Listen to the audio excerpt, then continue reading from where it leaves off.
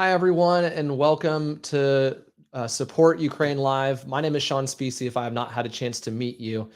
And I'm excited to be here because I am deeply passionate about showing support to Ukraine.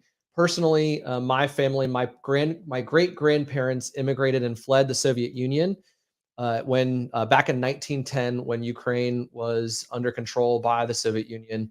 And so they were in a small town in Ukraine. I was actually just on a Twitter space the other night with a gentleman who lives about an hour from where my great grandparents and most of their village left. Also, they immigrated to Canada, and there is a large Ukrainian population of my extended family that's up there.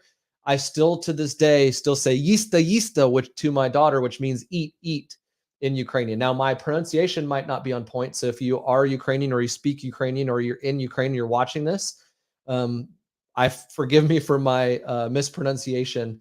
But one of the things that I'm excited about is just to, again, bring awareness and to help hear few more stories. And we've got two people that are in Ukraine that we're going to hear from, and one person whose family, she grew up in Ukraine. She has been what she calls a digital nomad for a little while now. She was back in Ukraine when all of this started, and what was supposed to be a 10-hour drive took her 2 days with no sleep to get to the border to escape. And now she is a refugee living abroad. And she is just doing her best to work and to support her family and to hopefully send money back to support the war in Ukraine. So if you're watching this, please, please, please drop a comment on LinkedIn. I would love to see that. I know behind the scenes, our team, Fab, and the rest of the team would love to see any comments. In fact, go ahead and drop a comment of where you're watching from.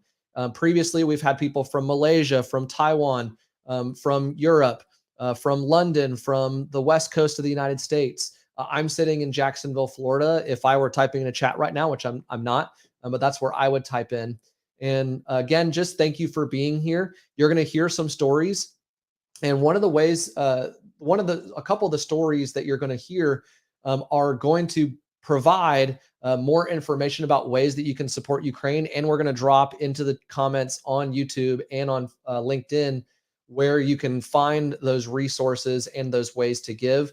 That's definitely one way that you can support. Another way that you can support is by simply liking the YouTube video or liking this on LinkedIn, commenting, tagging someone, and including them. So that's definitely another way that you can support. Another way that you can support the war in Ukraine is by going to it's now I'm forgetting supportukraine.world. Supportukraine.world was created by a gentleman that we've been working with for a few weeks now, named Dimash, and he created this website with a map, and you can simply go there and click the map to show where you are supporting Ukraine from. Just add your name and your location, and it's just basically a map to show that it's people all over the world. And then so that's one way that you can support. Another way that you can support is by sharing this on social media with your friends by clicking the share button, by copying and pasting the URL. If you want to, you can also download this, use a YouTube Ripper, and then cut it up and share it on your own social media if you would like to. Sharing accurate and important information is a great way to support Ukraine. And then, of course, financially you can give. And last but not least, you're going to hear some stories about ways that you can and hear some more information about how you can support some people that are in Ukraine and the refugees by just being welcoming. And even if you're a government official, make it easier for them to make a livable wage so that they can be a contributing citizen to your country while their country is under attack. And they can also send money back to support Ukraine as well. So one of the first things we're going to see is we have a trailer pulled up. This is a trailer from a Netflix documentary, and it's called Winter on Fire. So I'm going to screen share this video, and then right after that, we're going to go into one of the first interviews, which is with a young woman named Irina. So we're going to pull this up. I've clicked the button, and Fab, if you can click the button to share behind the scenes, the screen, and then I'll hit play. Here we go.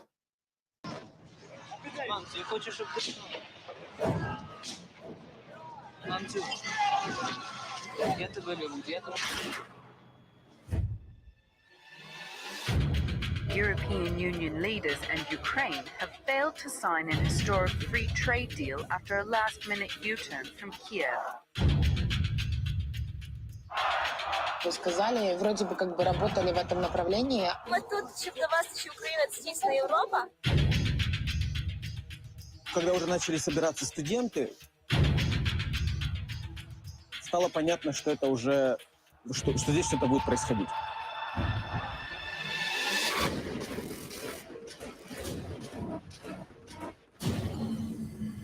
Никакой агрессии, только мирная акция.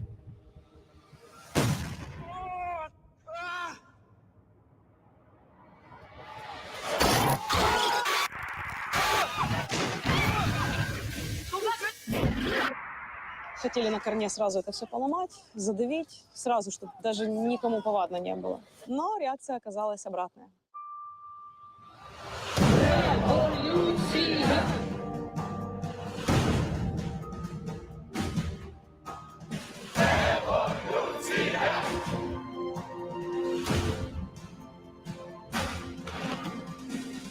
Ми не боїмося смерті заради свободи. Майдан – це голос народу. Голос народу – це голос Божий.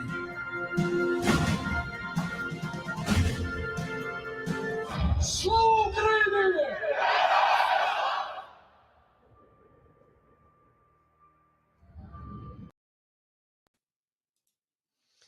One of the I have chills watching that, and one of the quotes that I just saw was, "We are not afraid to die for freedom."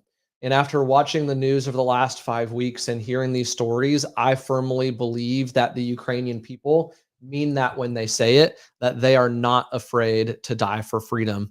And so, the least that we can do in a country that's not at war right now is show our support by simply liking, commenting, sharing these stories. It doesn't have to be these stories. I mean, another way that you can support is if you hear these stories, simply send a direct message or add a comment or reach out to someone that else that you might know that it lives in a border country that's welcoming refugees in, or even reach out to someone that you know that has been affected by the war, by the invasion of Russia. And you can send a direct message on LinkedIn. You can add a comment to one of their previous posts. So it doesn't have to be this post if you don't want to. But simply liking and commenting is definitely that is a free thing that we can all do in order to support.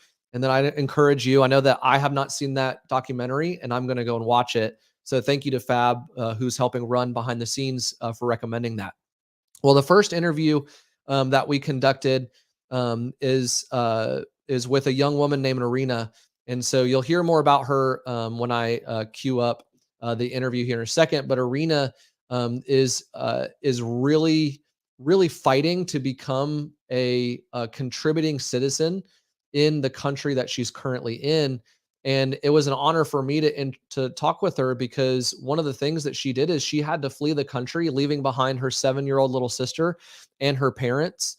And she drove the 2 days by herself with no sleep in order to get to the country, to a different country. And then when she got there, she wasn't able to stay there any longer. So without further ado, I'm going to go ahead and queue up and introduce you to Irina. Here we go. Well, Irina, hey, thank you so much for being here with us to share a little bit more about who you are, about what you've gone through, and what you're currently going through. If you're unfamiliar with Irina, she works for a global payroll startup called Oyster. She's in business development role, and she's been working from home in Kyiv since January 2022. But when the invasion started, when Russia invaded Ukraine on February 25th, Irina had to make a hard decision, like a lot of Ukrainians, and she decided to say goodbye to her family, and then made the long drive to the Moldovan border. And Irina, I'd love for you to share a little bit more, because you're no longer in Moldova, right? You have had to move to a couple of new places, and you even shared with us that you're getting ready to move again because of just long-term living situations, that kind of thing. So you've described that you're a digital nomad, right? And now you're even a digital refugee working from different locations. So Yeah. thank you for being with us. And Thank you so much for having me. Yeah. So what's going on right now? Like you drove from Kyiv to the Moldovan border, and then what happened? So yeah, pretty much just to explain a little bit why did I have to say bye-bye to my family at that stage. I actually faced, during amidst of everything that happened, that a lot of people were still resistant to the thought that anything of the sort of what we're seeing right now might happen in Kiev and other cities of Ukraine. So my family was quite reluctant on making a decision to leave. Perhaps because I'm a little bit of a younger generation, I've been digital nomading, as we call it, for a while on last year. I just understood that I'm going to be the one at the moment to provide and support for my family. So I definitely had to make sure that I can settle in somewhere to continue working and, getting some income.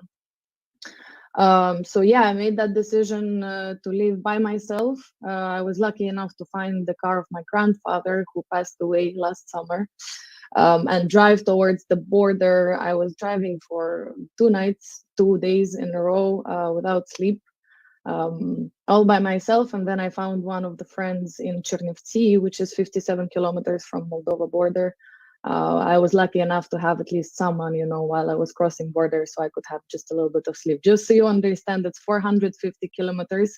Like Artem mentioned, usually the drive from Mykolaiv to the eastern Ukraine to the western Ukraine takes about 10 hours. For me, it was like a couple of days because of the block posts, because of the everything that was happening. I've seen tanks coming in to the other side for the military forces to be supported, and that was quite crazy to face it as a 24-year-old girl. I've never thought this could even happen, and being alone on that journey was quite tough. When I crossed Moldovan border, I started to go with my friend right away to Romania to settle a little bit in Bucharest, to just have a sleep, take a breath and decide where to move next or to stay there. And luckily enough, my family decided to start moving. They had even a longer journey. I have a small sister, she's 7 years old. So they mostly made decision based on that, because she, as a kid, was faced with the bombings, with the shootings, with all of those military planes, just flying above the heads. And it was quite terrific. It was quite, unbelievable for everyone at that moment. And yeah, I met my family in Bucharest, then decided to try my luck in Cyprus, because I've been a student there for quite a long time. I've been living for 6 years, but even that didn't make it easier for me to get a visa or some kind of temporary residence there, because the procedure there is quite slow. So I decided to move back to Slovakia, and I just made my way here on Sunday. And right now I'm going to try to apply for a temporary residence, because actually a refugee status right now doesn't allow you to work in Europe, which can be potentially a big issue for everyone who would like to continue working in the digital space like myself. So this is the reality that we're facing right now. Instead of being a digital nomad, I'm a digital refugee. I dreamed of traveling around the world and work, and unfortunately this happened in such a terrible way. Yeah. Yeah. That's got to be just what you've been through is just crazy. And not crazy, but it's just awful. So I'm sorry for what you've had to go through. I mean, so I'm sitting in Florida in the United States, and if I were to get to drive you said about a 10-hour drive, I'd be able to get from Florida to New York City in about 10 hours, or to get from Florida, where I am, to Texas, to like Dallas, Texas. And so to go through multiple checkpoints, to have to drive for 2 days, no sleep, by yourself, while a war is going on around you, um, that's got to be just, number one, scary. Number two, almost unbelievable. And I'm glad that you were able to get through it. And like you're incredibly strong. You're incredibly well spoken. And so the fact that you're sitting here, because I'm about 10 years older than you are, and my wife and I, the other room, she could walk in here at any minute during this interview with you.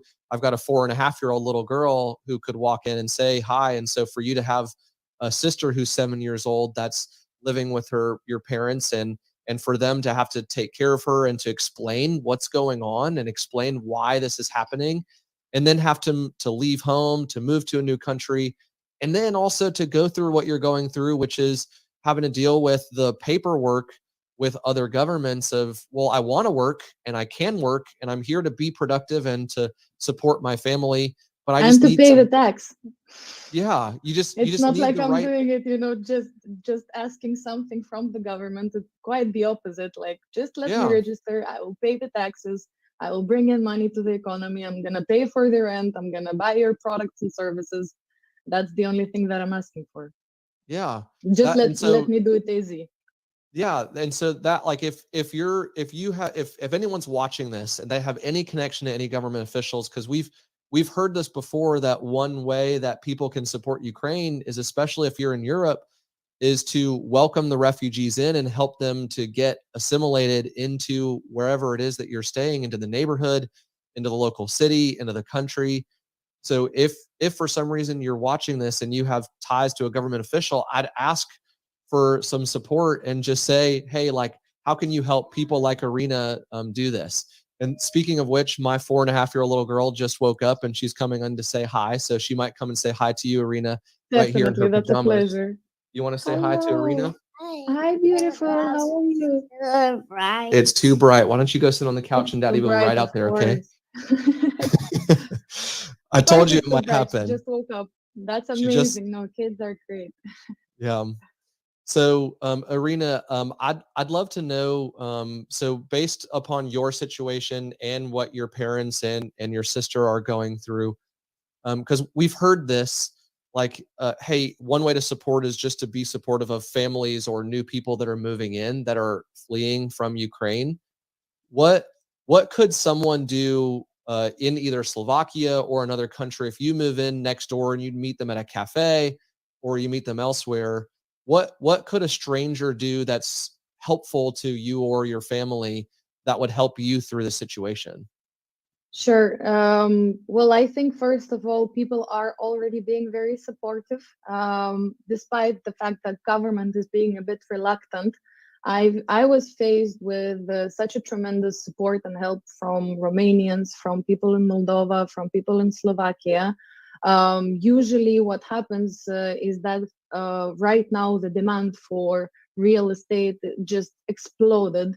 The Poland is closed right now. So what we were faced with when we were trying to rent a place to stay, we actually posted on the group in Facebook in Bratislava, and there were some of people who offered their place for a stay and to rent it. So I think this is something that every single person in EU can do. I actually have friends who put in a website together. It's called the EU4UA. I can send it and perhaps like share it in the comments later on. They help to European families to register if they have an available place. And then for Ukrainian families, to fill in information regarding the city they're going in. And this is kind of, a match for both sides. And that can be one way of help. Another way is, as we're streaming, the link goes below, it's Freedom Boxes. Another beautiful organization, that I found out about from Stuart Watkins. He reached out to me on LinkedIn, just commented on one of the posts, and I actually found out that they are Czech-based company, which started this foundation to help people just purchase something which is called hero box or family box or a children box, which are different boxes supporting different means. So a hero box would provide with ammo for men in Ukraine who are standing the ground and protecting our country. There is a family box for refugees who are running away and they need some kind of humanitarian aid, first things when they are going through the border and then to settle in. There is also a children box with like toys and things that any kind of kid, would like to have at this kind of situation, perhaps clothes and other stuff.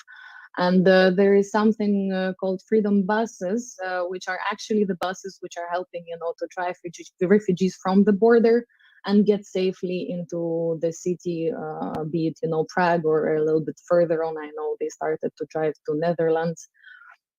So anyone can buy a ticket for a refugee on that bus, or perhaps purchase a full bus of 50 seats, to ensure that they have a chance to go in a more safer place.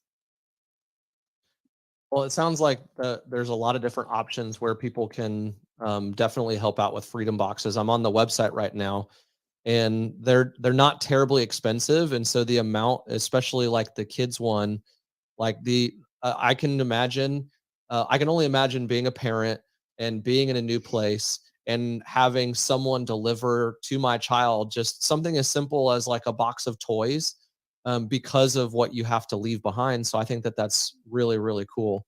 Well, tell us more about the. Here's my daughter again.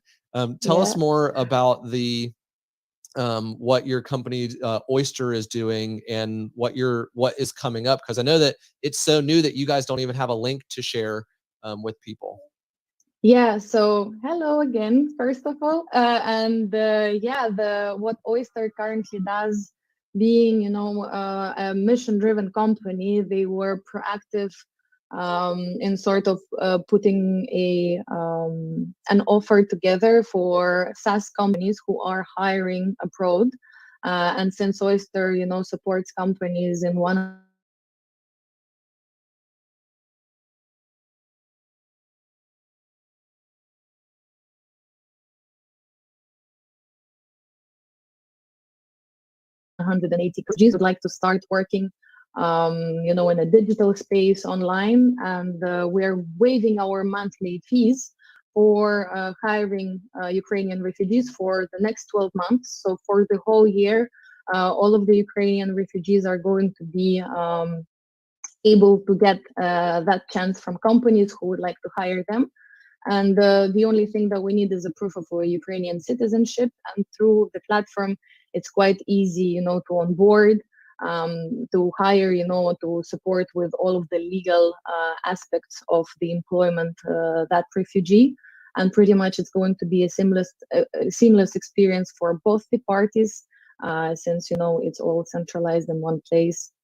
So if anyone would like to hire people and they have some already employees coming from Ukraine, do feel free to ping me on LinkedIn or to reach out to our team asking regarding this initiative, because everything for you from a standpoint of the employer is going to be for free. The only thing that you're going to be doing is just getting yourself, yet another talent from Ukraine, helping out with the salary, and they're going to be working for you. So it's actually, a win-win situation in this case. Well, the work that you guys are doing is incredible, and I think it's incredibly smart. I think it's incredibly intuitive what you guys are doing. And number one, like, thank you for that initiative. And did I hear you correctly? Like, you guys are waiving your fees for 12 months, you said. Yeah, it's going to be for 12 months. So for the whole year, the commission that we had for SaaS companies is not going to be there. The only thing that they're going to be doing is just providing the salary for their employee, as usually they do. Got it. Got it. Well, I mean, I'm looking forward to hearing stories and hopefully seeing reports. And maybe I won't ever see anything, but and able to find someone a job after what they're going through, the work that both what you're doing and Artem's company or sorry, not Artem, but Vadim's company is doing, I think is, again, just incredibly important. So thank you to you and your team at Oyster for what you guys are doing. Thank you for sharing this with us, because these are another couple of great options that people have while watching this. So you can go to freedom-boxes.com. It's scrolling across the bottom.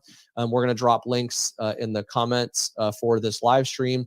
And then if you're interested in the initiative to help find and locate and even possibly hire someone from Ukraine who's been displaced, who's a refugee, who has fled the country because of this war and this invasion, then be sure to follow Irina on LinkedIn, because the initiative, again, is so new that they don't even have a link to share with us yet.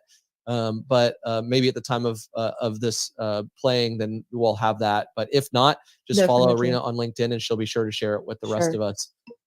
Sure, of course. Thank you so much for the opportunity to share all of these initiatives and everything that I kind of seen helping to people already. It's actually, while I heard Vadim's story, I think I'm gonna reach out to him once again, to start brainstorming on how we could collaborate and put both the initiatives, since they source the talent and we're helping, companies to get that talent on board. That would be, I think, amazing.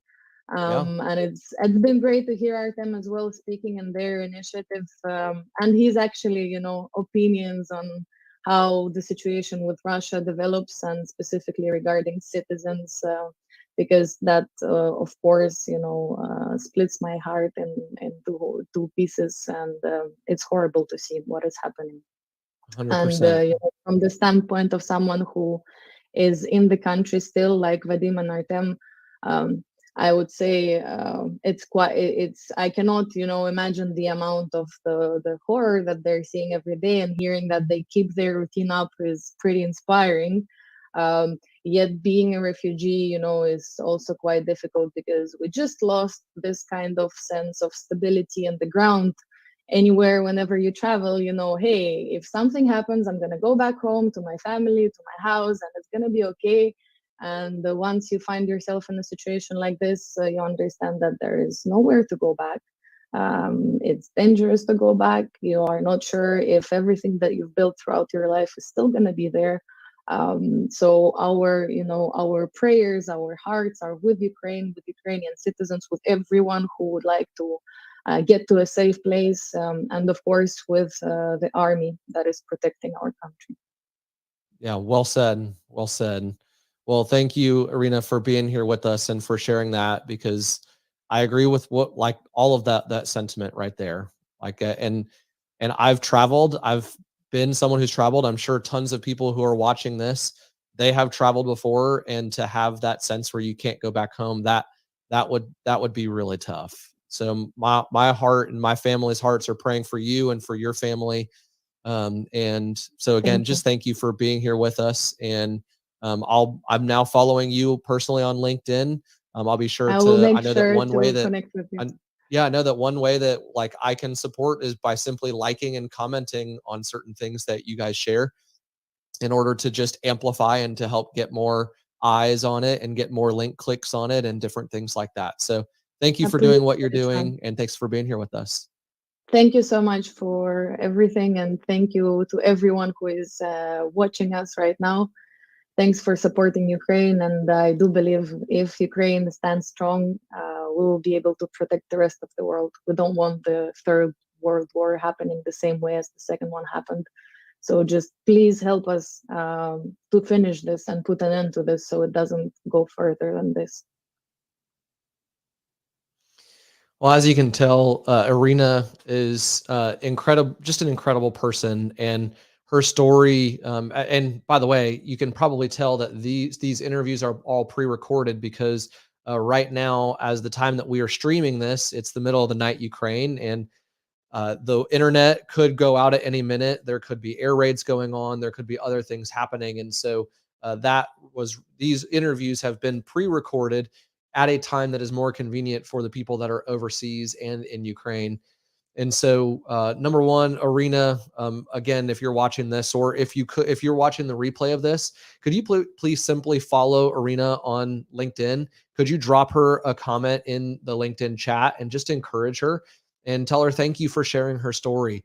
If you're listening to this on Twitter Spaces or Clubhouse, please be sure to go to YouTube or to LinkedIn and find this live stream, or you can direct message with myself, who's streaming there, and you can I can send you a link to it so that you can find a way to support, because in the chat now we also have the link to the freedom boxes that Irina was sharing. And I actually pulled it up a few minutes ago, and I can screen share again here in a minute. But the freedom boxes, they're not incredibly expensive, and so I'm going to hit share my screen, and do this, and do this, and do this, and this. And so the freedom boxes, they're not incredibly expensive. And so when you go there, you can see that there's different ways that you can support. You can find some of the other people that have been supporting it already. And here's the different boxes. There's a hero box, there's a family box, and there's a kids box. And some of the people that are, or a lot of the people that I've been reading reports about as they flee Ukraine, flee the war, and they move out of country, they are leaving behind most of what they have. And so sometimes they don't have the luxury of even bringing a child's teddy bear, which you can see here on the screen in the kids box. So if you're looking for a way to support Ukraine and support even the refugees that are abroad, this would be a great, great way to do so. So the next interview that we have is a man who is still in Ukraine. In fact, both of them are still in Ukraine. And what's interesting about this is you'll get to hear a little bit of the dialogue between him and myself, and you can hear some of the emotions, because some of the things that I have done on the previous live streams was address Ukrainians and Russians by directly looking into the camera. And I still feel this way, that as an American, I don't hate Russians. I was just at a friend's house this past Saturday, and she's Russian, and she has friends and family that are in Ukraine. And so she has been living in the United States for a while. And I didn't approach her with a level of animosity. Like, that is not how I would argue most of the Americans that are here. And I know that our two countries might not necessarily see eye to eye on certain things. And we have for a long time competing between ourselves and China, and for these larger, more prominent countries for who's like the superpower, right? And so I know from an American standpoint, I don't hate Russians. And while I have this certain opinion, I don't live in other countries where I have experienced direct attacks. And so you'll get to hear some of the dialogue between Artem and myself. And he doesn't say that he hates Russians also, but what he does say is that he has felt some of the hate that has been directed towards his country and the people that live in his country, Ukraine. So without further ado, please drop a comment, encourage him, follow him on social media, and please listen to this interview that I had with, in this conversation that I had with Artem. Thank you. Artem, hey, thank you so much for being here with us. So if you're not familiar with who Artem is, he runs business development and marketing at Brainance, and it's a custom software development company. And on February 24th, he was in, and forgive me if I'm mispronouncing it. It's Mykolaiv. Correct me. How do I say this? Mykolaiv. The name of the city? It's Mykolaiv. Mykolaiv, was in Mykolaiv in southern Ukraine, and decided to move, I'm sure with a lot of different people in Ukraine, to Western Ukraine, to Lviv. And at the moment, he and his friends run an outreach campaign to businesses worldwide, asking them to terminate their services in Russia, which I know that following the news, there's been a lot of different large companies that we've seen do that. And I think that that's an important way to support Ukraine, to really put a pressure economically on Russia to say, hey, like, what you're doing is unjust, even though there's Russian propaganda and maybe they think what Russia is doing is right. The way that businesses, I think that that's important. The way that we can support is say, like, no, like, we're terminating, and so we're stopping sending you money. So number one. And number two, here's the reason why. And I think that that will spread the truth more. So Artem, thanks for being here with us. So are you still currently in Lviv right now? Hey, yeah, thanks for having me, Sean. Yeah, I'm still in Lviv right now. Actually, I moved to Lviv like a couple of years ago, but I was originally born and lived my like 20 years of my life in Mykolaiv. So, and at the period when all this started, I was in the south. I woke up to like explosions at 5 a.m. and actually I didn't even realize what's going on, because all the information, propaganda, and all the news, all the like leaks in the news, I didn't actually believe that's going to start. In fact, maybe there would be something like in the a new conflict in the east of Ukraine, but nothing more. I never imagined a full-scale war. And yeah, I took my family and we decided that we should drive to Lviv. It's safer here, relatively safer for the moment. I mean, just to make a comparison, usually it takes us around 10 hours to drive from Mykolaiv to Lviv. This time it took us about 36 hours because there were a lot of people driving there and a lot of traffic jams, a lot of military vehicles that were driving forwards and backwards. And of course, we needed to give them way. So, I mean, it wasn't as tough as for people in Kharkiv, in Kiev, in Mariupol, and other heroic towns that are like under shelling, where the situation is more drastic. But it's been a hell of a ride. I'm sure. I'm sure. What was like for someone who's imagining waking up on a work day, like I spoke previously with Vadim, and he was like, yeah, I wake up, it sounds like a pretty normal routine. Like you wake up, you exercise, you meditate, have breakfast, and then you start work, right? So at 5 a.m. you wake up, two explosions. What was like one of the first things that you and your family or your friends started doing when you heard that? What do you even do? Well, actually, I was shocked. I heard the explosions. My girlfriend called me and said that they're here, like the they saw they didn't just hear the explosion. They like even saw it in the skyline because the military airport was closer to their part of the city. She was at her parents' house. Well, I was at my mom's. I just woke her up, took her to my girlfriend's parents' house because they have a private house and they have a basement. And we were like thinking, what are we going to do? Because uh, you know, probably the first days for most of Ukrainians were the toughest in a psychological way because even we did not expect our armies that good. Honestly, I thought that things are going to be bad in the south by the end of first day, and Russian troops will be near Mykolaiv like by midnight. However, and during the ride, we didn't have much access to internet. It was really bad, so we didn't hear the news. And when we came to Lviv, we realized, well, our guys are actually fighting it, giving a fight. They're standing their ground, and after that, everything became much easier. I just started volunteering during the first days because nobody could focus on work during first and second week. But afterwards, I had a call with the founders of our company, and we decided that we should like start working. We should run the economy. We should do whatever you can to help our country. We have a uh, IT cluster in Lviv. It's an organization that uh, connects different IT companies, and we are collaborating with them to see what we can do. We're trying to give our office to companies that fled from Kharkiv or from Kiev that were forced to leave their homes, and we are trying to help them work as close as to normal as much as we can.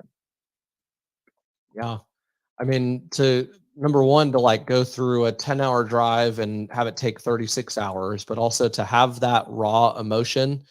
And you're the first person who's described it to us. Was we've had the chance to interview several people now who are in Ukraine and have gone through different aspects of what you've gone through. But to hear it described of the first couple of days were probably the worst to overcome. Although they're still not, that's not saying that what a lot of people are going through isn't still incredibly hard, or maybe they're going through the worst of it right now. But for everyday life, and for maybe someone who's a little bit more removed but still in Ukraine, of adjusting to the fact that no, this is happening right now. This isn't like in the future. This is happening right now. That would be scary to go through.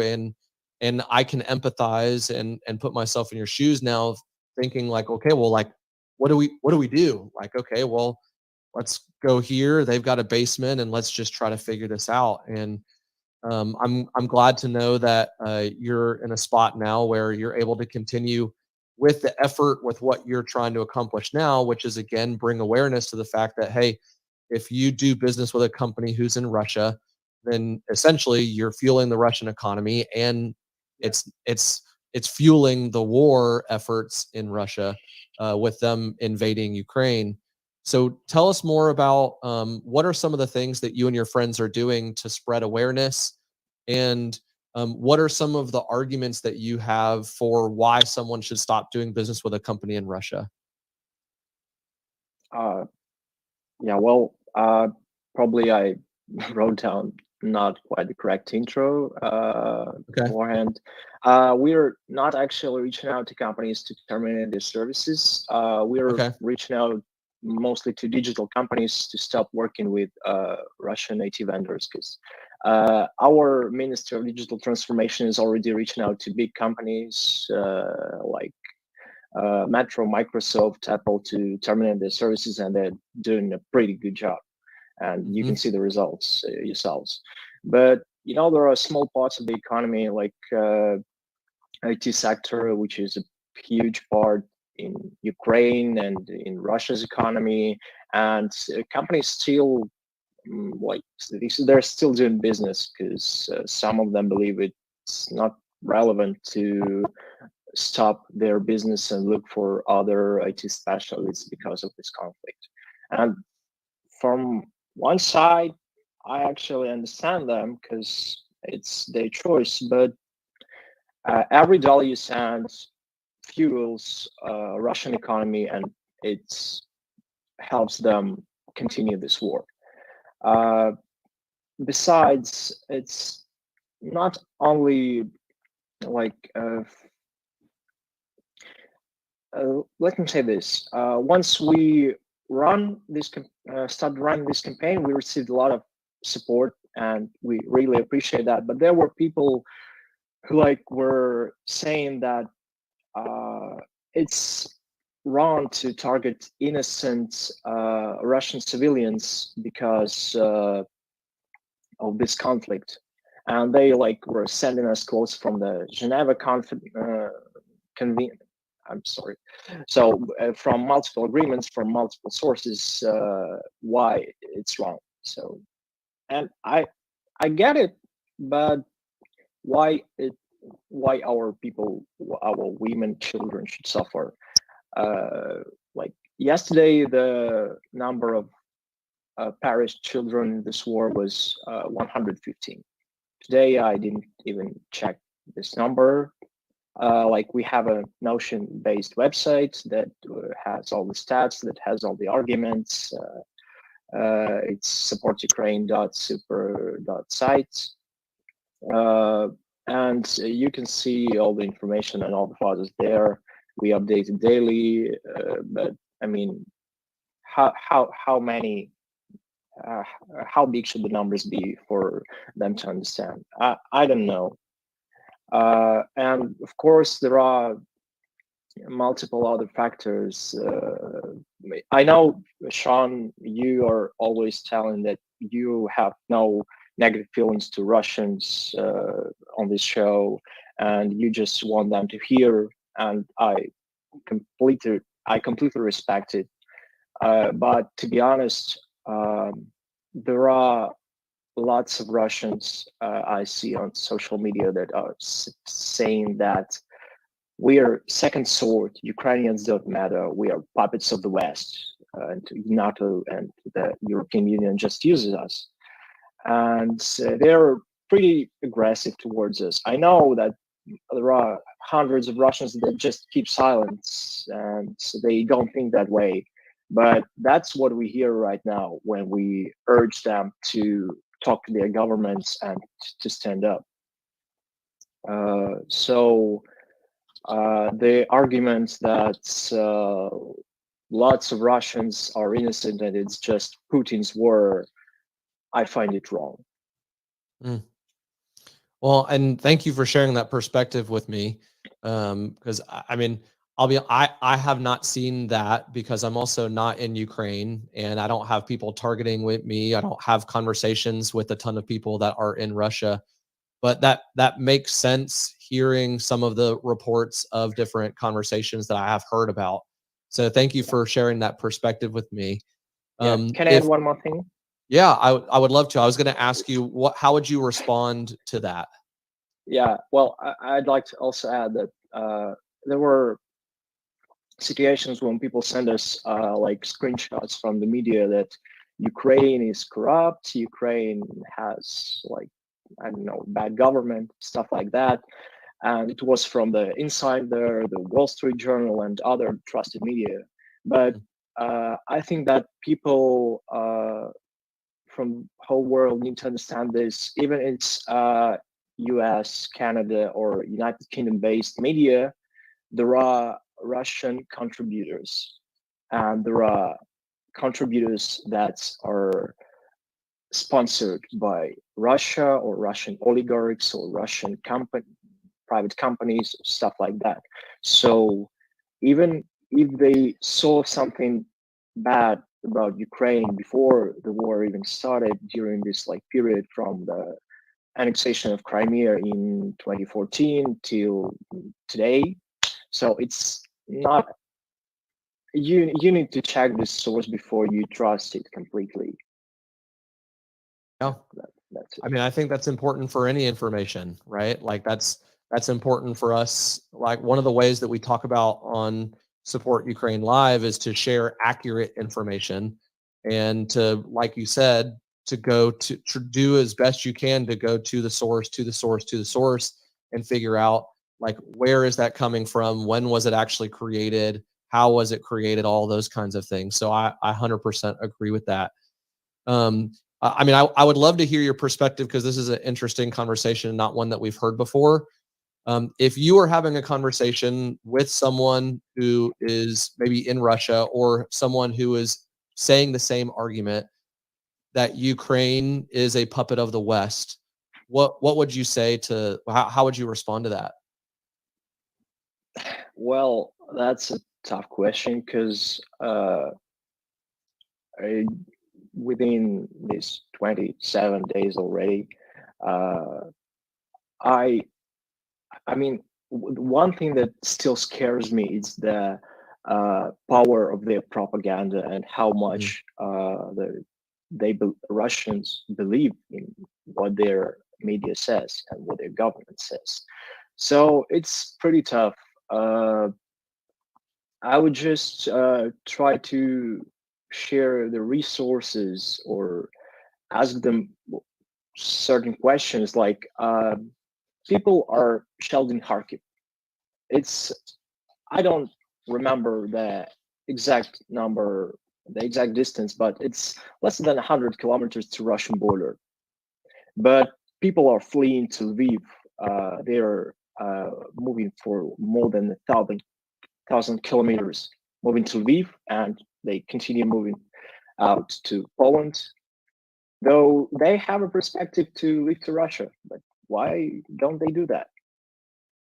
Because they're afraid and they understand that there won't be any good for them there, and because Russians are they are aggressors, and there are a lot of there is a lot of information that the green corridors are mines from Russian side. So they say they will provide humanitarian corridors to Russia or Belarus, and there are sources from our military. These corridors are mined. So actually, it's a tough question. We have as far as I know, we have a service. It's called Papa Paver. Well, in Russian, it's Papa Paver, and it's like written in translate. Maybe I can find you a domain name quickly and send it to Fab, so you could share. So and people share stories of how they talk to their relatives in Russia while living in Ukraine and while living during this war. Because there are a lot of situations when close people, moms, dads, they don't believe their daughters and sons what's actually happening. They say, just wait a bit, we'll help you with these Nazis in your government and we'll all be one happy country, or we'll live as happy neighbors at peace. But it doesn't work like that. Right. So yeah, people are sharing their stories, and I believe it would be better to check them out and to read yourself how are they communicating with people who are close to them and who live in Russia and don't believe. Yeah. Yeah, I think an important piece of the conversation that like we kind of talked about briefly is where are you getting information from, and that source of information, like what is their motivation for sharing whatever it is that they're sharing, right? Is Yeah. their motivation for sharing the truth? Is their motivation to spin it in such a way?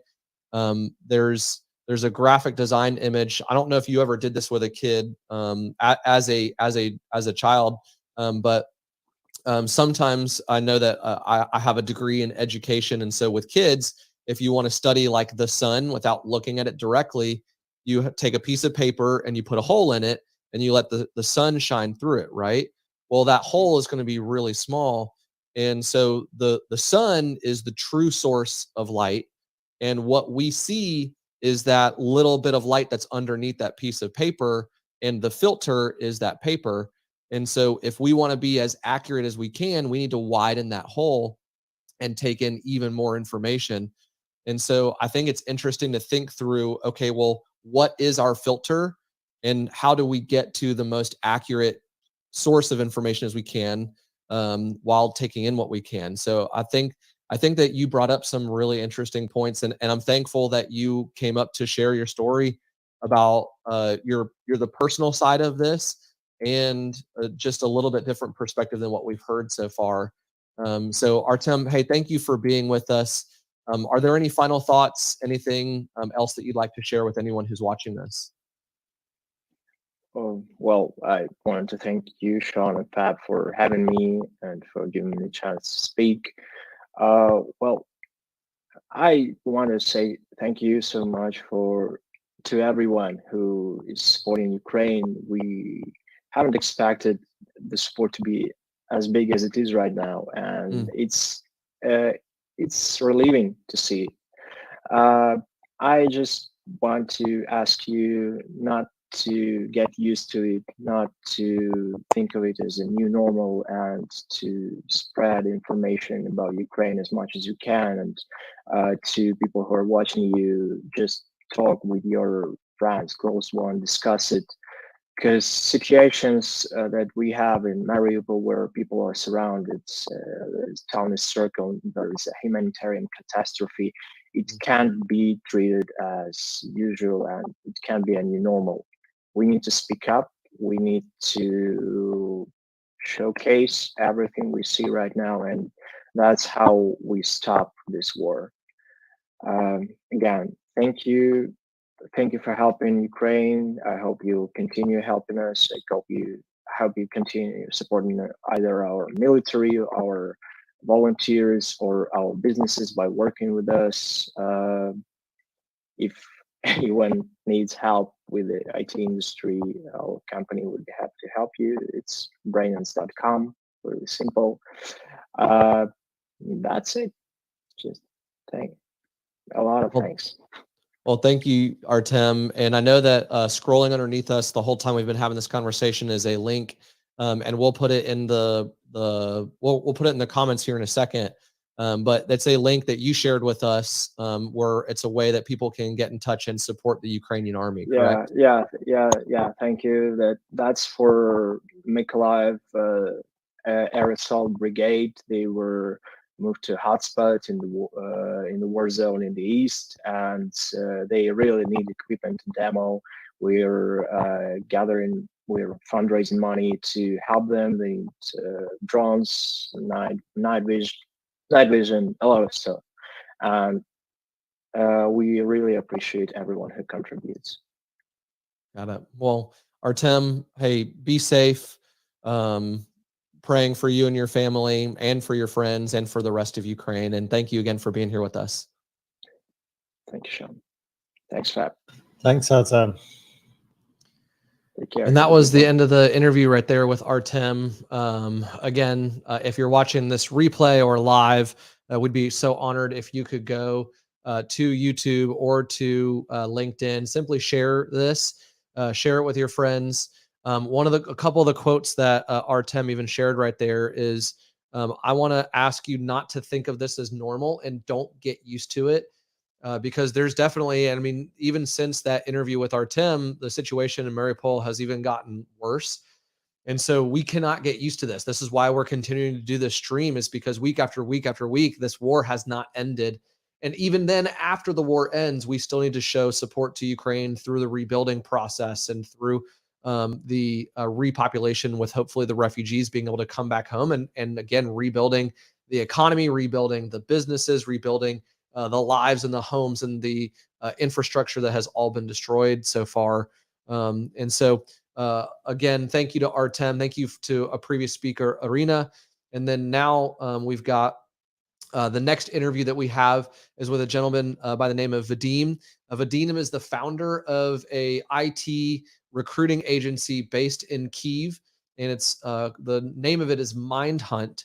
And a little bit about Mindhunt, they help businesses hire developers in Europe and in other countries, and they provide recruitment process outsourcing. And you get to hear a little bit about Vadim. Vadim was in an office that was not in Kyiv where he was used to. He had to leave Kyiv due to the war.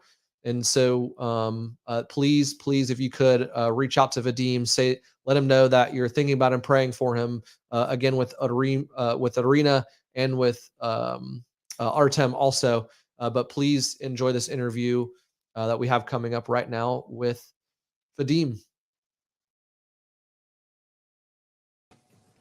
Okay, And I'm about to start recording, so you guys, whenever you want. Okay. Yeah, I'll let you know, Fab, when, or I can do like a hard start. I'd love to get just a, so Vadim, I'm Sean. Nice to meet you. Nice to meet you, Sean. Sorry, before we do that, sorry to interrupt. I need the banner. I need the link, right? Because I can only do that now. I can't do it later. So if there's a link that you specifically want to promote, can you just drop it in the private chat? Same with you, Artem, like same thing. If you can drop it in there, and I'll create the banners to play while you're being interviewed. So probably I can share a link to my company, Mindhunt, on LinkedIn. Yeah, whatever link you want to promote, whatever call to action makes sense for you. Okay, I'll send you in message in LinkedIn, okay? Direct yeah, message. sure. In LinkedIn or in the private chat. So if you look to the right, there's a menu, and it has at the bottom of it private chat. So that's just a chat between us. Okay. Because now I'm on my iPhone, I'll try to. Okay, no worries. Okay, well maybe Artem, if you've got a link.